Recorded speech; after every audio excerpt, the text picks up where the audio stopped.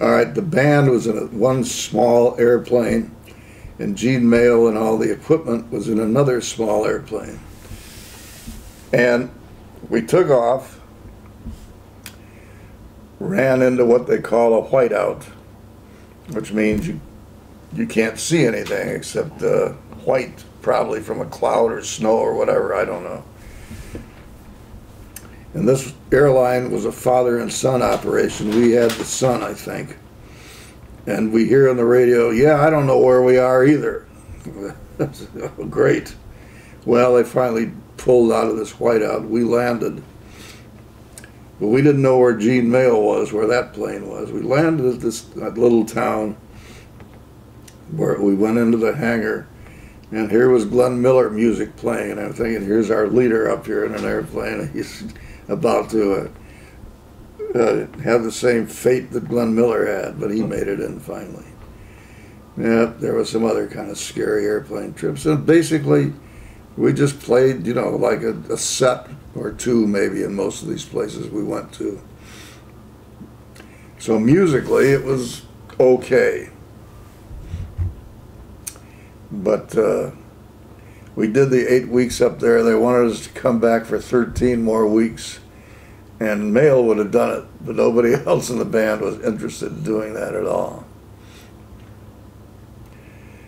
So that was our little adventure there. Well, there was more to it than that, but that was enough, I think.